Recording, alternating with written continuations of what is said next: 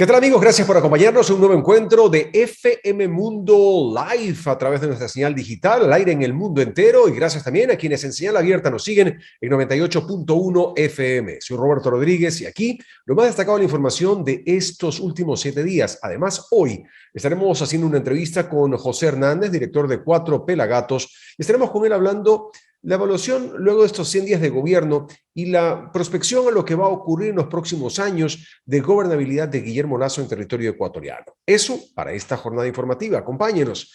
Uno de los principales hitos alcanzados por el gobierno nacional en los primeros 100 días de gestión es la inmunización contra COVID-19 a 9 millones de ciudadanos. Este jueves el Ejecutivo realizó un acto protocolario denominado 9 millones de gracias. En su discurso, el primer mandatario aseguró que Ecuador se beneficia de un sistema sanitario mejorado que no es víctima de políticas equivocadas.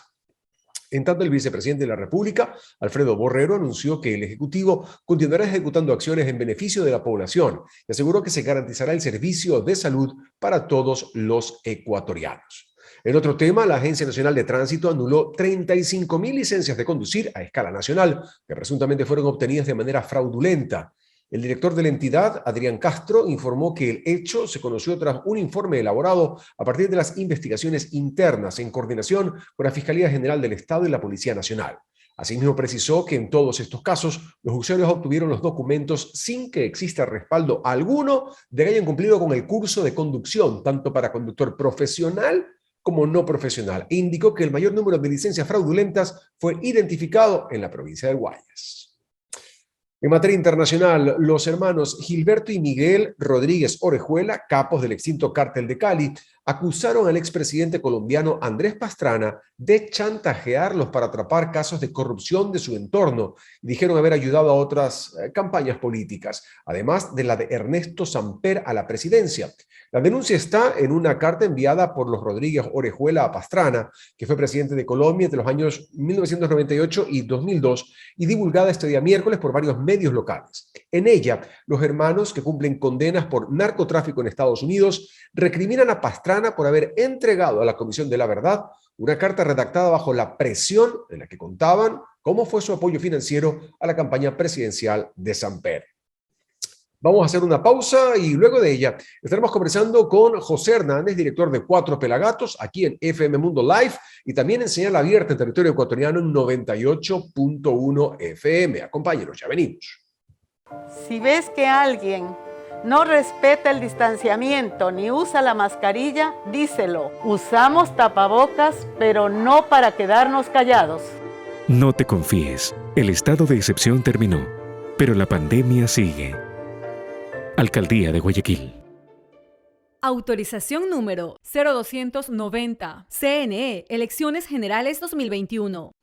Estamos al aire una vez más en 98.1 FM Mundo en el territorio ecuatoriano, señal abierta, y en FM Mundo Live en nuestro canal en YouTube, recorriendo el mundo entero. Hoy conversando con José Hernández, periodista, director de Cuatro Pelagatos, y haciendo una evaluación de lo que son ya estos 100 días del gobierno de Guillermo Lasso, donde se cumple una primera promesa de campaña. Esa bandera que se izaba a lo alto diciendo 900, hoy es una realidad, y después del 900, ¿qué es lo que viene? Lo mejor está por venir. Gracias por estar con nosotros en este encuentro, mi querido José. Cuéntanos, ¿cuál es tu visión al respecto? Gracias, Roberto. Un saludo cordial a toda tu audiencia y muchas gracias por la invitación.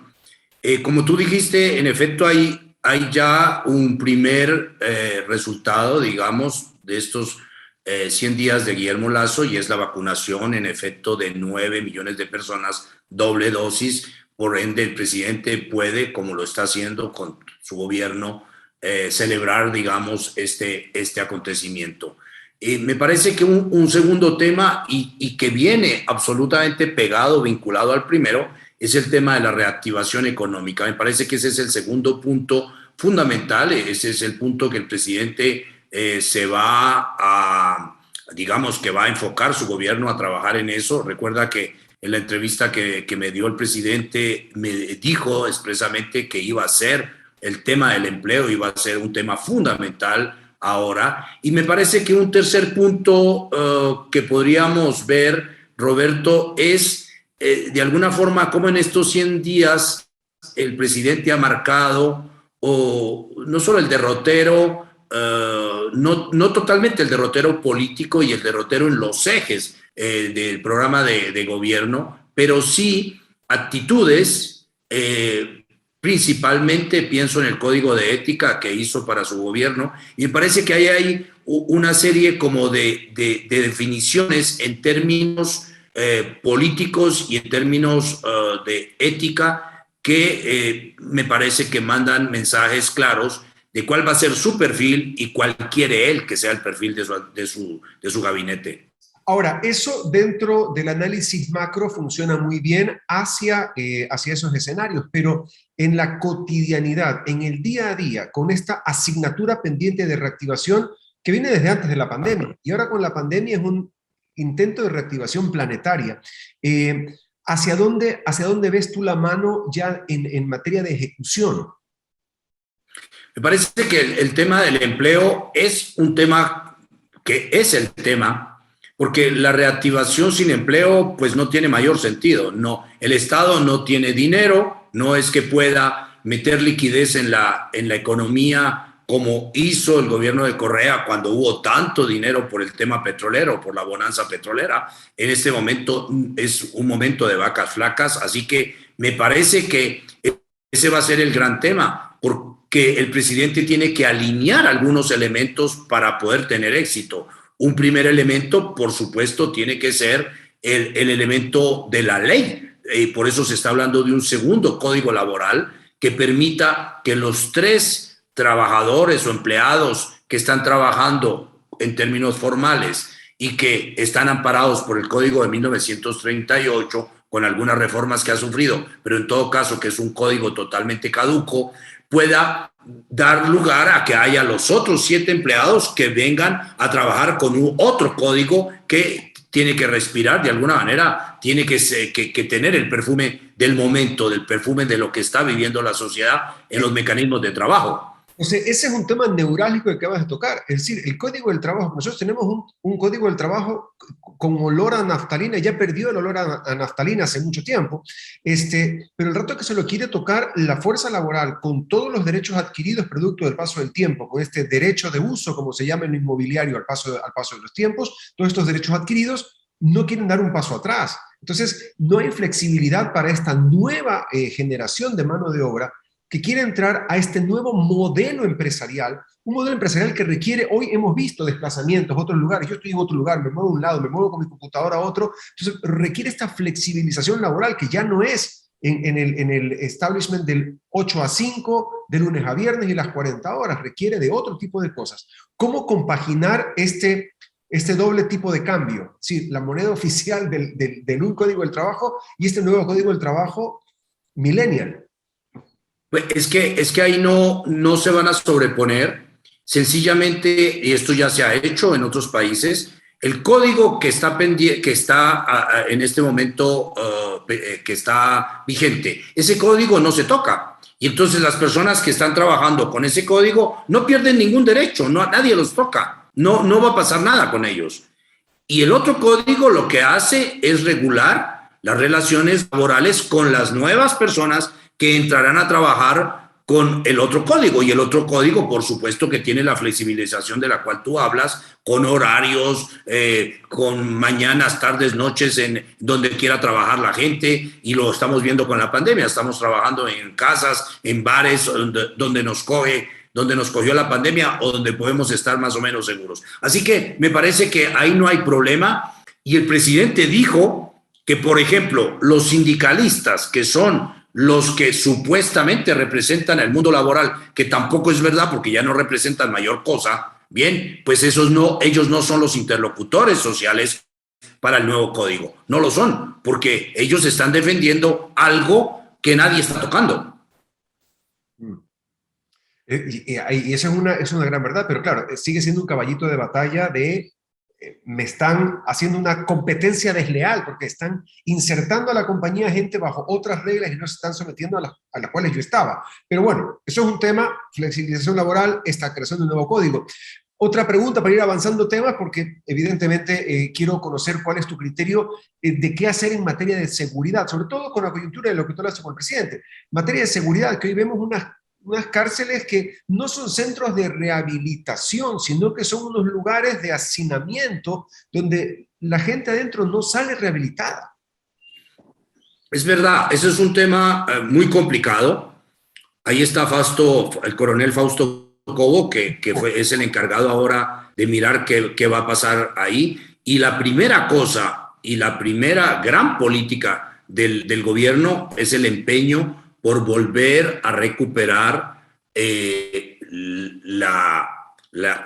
predominio, el dominio y absolutamente la prelación que debe tener el Estado en la regulación de las cárceles. ¿Por qué? Porque ese es un tema que el propio presidente ha dicho, que allí los que hacen la ley no es el Estado, sino las organizaciones, las mafias que hay dentro de las cárceles. Entonces, primera cosa es recuperar de alguna manera la legitimidad y el manejo de las cárceles. Y luego el presidente ya ahí dio, pues ahí vemos que hay ya 75 millones de dólares que han dado para ese tema, para volver a ver qué hay en las cárceles. Tengo entendido que van a clasificar, van a mirar cuáles son, porque definitivamente, y lo han dicho en términos incluso de cifras, Roberto, que da la impresión de que según las cifras que han publicado, el 7% de los presos son los que de alguna manera hacen la ley en las cárceles. Entonces el otro 93% termina siendo rehén de ese 7%. Entonces me parece que allí hay cifras, hay una política del gobierno y hay un presupuesto para saber cómo van a tratar de volver a poner esos centros que, como tú dices, no son de rehabilitación, sino son grandes escuelas del crimen, pues bueno, volver de alguna manera a que el Estado recupere allí el manejo. Muchas veces nos hemos querido, por diversos tipos de discursos, cerrar los ojos frente a la realidad de nuestro mayor socio económico y estratégico, que son los Estados Unidos. Hoy el presidente Lasso está en un empeño claro y directo de un fortalecimiento cada vez mayor de esta relación. Y dentro de esto viene un tema que siempre ha estado dentro de la punta de lanza de los Estados Unidos, que es la lucha contra el narcotráfico. Nosotros aquí tenemos con el tema de la famosa tabla del microtráfico, del consumidor, del y del otro. Sabemos que la gente que consume por un tema de adicción es una enfermedad, que eso es otra cosa, pero el que trafica, nuestro país, al no ser un país eminentemente productor, es un país de tránsito y de tráfico. ¿Cómo se ven las luces hacia esa línea? Primero, permíteme comentar la primera parte de tu planteamiento, que es la relación con Estados Unidos. Es verdad que el presidente ha dado allí una prelación, ha escrito al presidente Biden, ha pedido por carta, que en este caso llevó el embajador de Estados Unidos a Washington, que la transmitió, ha pedido que replantee Estados Unidos, que examine de nuevo si pueden abrir el tema de un TLC con Ecuador, porque cuando Biden llegó dijo que no había más TLCs. Y bueno, allí hay, y parece que hay oídos absolutamente abiertos al pedido del presidente Guillermo Lasso. Pero también hay que decir que Lasso tiene una visión absolutamente pragmática y veamos que el tema de las vacunas lo hizo básicamente con la China. Entonces, el presidente tiene una visión de una suerte de multilateralismo en este momento. Está hablando con Rusia, con Europa, con Estados Unidos, con China. Está pidiendo el ingreso a la Alianza del Pacífico. O sea, me parece que ahí ha habido un manejo absolutamente pragmático, buscando el interés no solamente geopolítico, sino también comercial y en este caso de salud del Ecuador. Ese es un primer punto. Y el otro tema, me parece que, claro, hay allí un tema que está cambiando, Roberto. Ecuador es verdad que es un país de paso de la droga, pero es un país que se ha vuelto bodega, que está desarrollando mafias internas fuertes, muy fuertes, y que también es un país donde se está quedando mucha droga. Luego el consumo interno ha subido. Es decir, está mutando el tema del narcotráfico. Ya no es solamente camiones que llegan con droga y se llevan al puerto. Hay mafias que están ya geográficamente localizadas. Hay pistas, ¿no?, que el gobierno ha dicho y por eso está poniendo radares. En Montecristi, ahí hubo el tema del debate por el tema de la implantación de radares. El presidente dijo que eso era, Manabí estaba en manos y Santa Elena. No había radares, entonces no se sabía qué estaba pasando ahí. Así que me parece que ahí hay una mutación del fenómeno en la cual me parece que el país, el tema del narcotráfico es un tema grave, que el país no ha aquilatado, que el país no conoce, que el país de alguna forma ha evadido. Es un problema que ha evadido y es un problema que se ha instalado con una violencia inusitada. Veamos la cantidad de muertos, por ejemplo, en Guayaquil mismo. Entonces, por sicariato, y estos son fenómenos típicos del narcotráfico que ha vivido Colombia, que vivió México. Si menciono ciudades porque son, desgraciadamente ya son muchas y no quiero estigmatizar tampoco producto de la entrevista, pero tú ves en las noticias y sale a diario, mucho más allá de que uno trata de evitar la crónica, pero 7 tiros, 3 tiros, vinieron 2 en moto y le clavaron 5. Entonces, no es una eventualidad, no es algo, no, es la cotidianidad. Entonces, nos convertimos ya en que esos son actos, la forma habitual de zanjar diferencias entre las bandas, son el sicariato. Por supuesto, y como tú dices, no es un propio. Hay, por supuesto, ciudades donde hay mayor volumen, pero esto es un tema que ya vive Quito. Ha habido gente que ha muerto producto del sicariato en Quito y en otras ciudades del país. Así que por eso mismo digo que este es un tema, Roberto, que está instalado en el país desde hace más de una década, que el país no ha querido mirar, que no ha querido aquilatar, que no ha querido ver como un problema y ha de alguna manera pateado el balón, sea hacia Colombia, sea hacia Perú. Y me parece que mientras tanto muchas mafias se han instalado. Hay un tema ya con la justicia, ¿no?, con fiscales amenazados, con jueces amenazados, con con policía involucrada, militares involucrados en este negocio, y yo diría que también ya hay políticos, que son políticos producto del narcotráfico. Así que me parece que lamentablemente es un tema que parecía que solo iba a golpear a Colombia y a México, y es un tema que está instalado en Ecuador, desgraciadamente, y que ya está mostrando que es un problema costoso para la sociedad en términos de violencia, en términos de corrupción y en términos de una erosión profunda de la ética pública, porque el narcotráfico tiene una altísima capacidad de corrupción, Roberto. Y hacia la ética pública quiero dirigir mi última parte de este diálogo, José, hablando de esta forma de gobernabilidad, de viabilidad de gobernabilidad del actual presidente, donde tenemos una asamblea que no se termina de poner de acuerdo, cosa que no es tampoco muy nueva, el anuncio de una consulta popular que todavía no está en 100% de que sí va a la consulta popular, y por otro lado un anuncio también por ahí de una muerte cruzada, es decir, empezamos ya los 100 días y no terminamos mucho la cosa y ya hay a puertas varias banderas, tarjetas rojas, ¿no? ¿Cómo ves tú que va a continuar, cuál va a ser la evolución de este gobierno en los próximos 3 años y tanto que queda?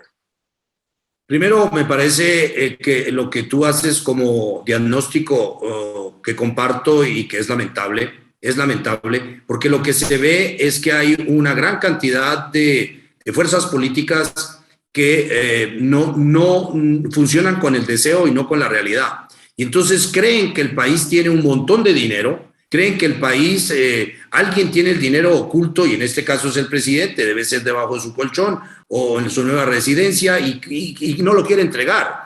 Y lamentablemente no es así. Si el Fondo Monetario no hubiera colaborado como lo hizo con el gobierno de Lenín Moreno, y con esos 6.500 millones de dólares que ha prestado, bueno, esto no hubiera el gobierno de Lenín Moreno no hubiera tenido ni para pagar la burocracia. Entonces, me parece que primero es este tema de una irracionalidad profunda, Roberto. Segundo, es el tema de no entender la oposición.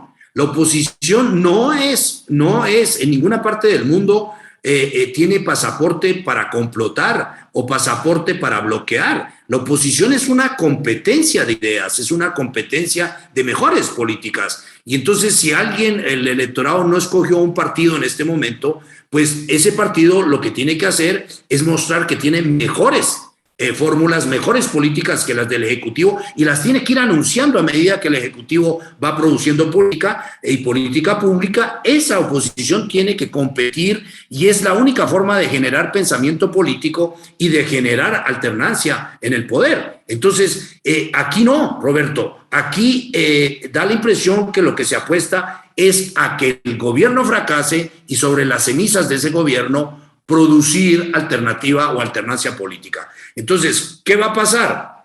Que en efecto el presidente va a tener que convocar a esta consulta popular para zanjar algunos temas fundamentales como el que hablamos, el tema de la ley laboral y otros. Va a tener que pedirle al electorado que zanje eso, y que lo zanje en aras de sus intereses, es decir, del electorado, no de las agendas de los partidos políticos. El Consejo de Participación Ciudadana y Control, CPCS, que yo siempre hago la broma del Consejo de Participación Ciudadana y Control Social, también es una asignatura pendiente.